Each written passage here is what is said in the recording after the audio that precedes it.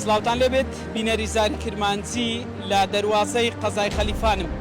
ڕۆژە خزمەت گوزاریەکانی کابینەی نوێ حکوومەت هەرێمی کوردستان بەردەوامیان هەیە.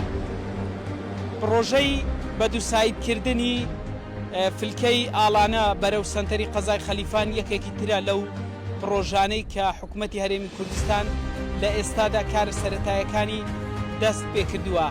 لە لەمبەری دووسایدوە ئەمبەرەکەی تر ئێستا ئاوەڕۆی لولەیی کاری تێدا ئەکرێت لەلایەن کۆمپانیای کاڤین گروپەوە سەرپەرشتیاری دەکرێت و دواتر دوای تەوابوونی ئەو قۆناغانە ئەو کارانەی کە پێویستن بۆ شەقامی 25 مەتری فلکەی ئاڵانە بەرەو سنتەری قەزای خەلیفان ئەوانیش جێبەجێ دەکرێن و چاوەڕوان دەکرێت.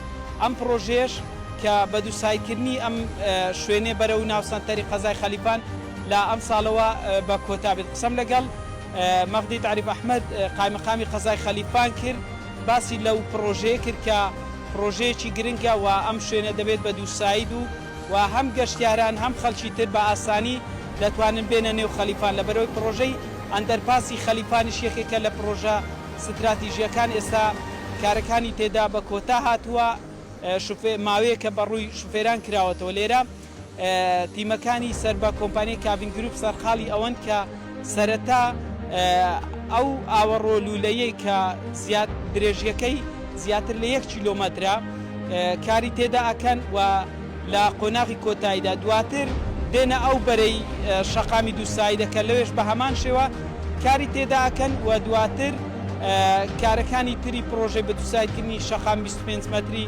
ئاڵانە بەرەو سنتەری قەزای خەلیفان کارەکانی تێدا بەردەوام دەبێت و وە گوتم چاوەڕوان دەکرێت ئەم ساڵ بە کۆتا بێت. پرۆژە خزمەت گوزاریەکان نەک تەنها لە قەزای خەلیفان بەڵکو لە سنووری ئیداری سربەخۆی سۆران بەردەوامیان هەیە. ئەمەش بۆتە جێی دڵخۆشی هاوڵاتیان و پێشتری سەرپەرشتیاری ئیدارەی سربەخۆی سۆران بۆ زاری کرمانجی ئاشکرا کرد کە ئەم ساڵ کۆمەڵێک پرۆژەی استراتیژی و گرنگ لە سنووریەکەمان جێبەجێ دەکرێت.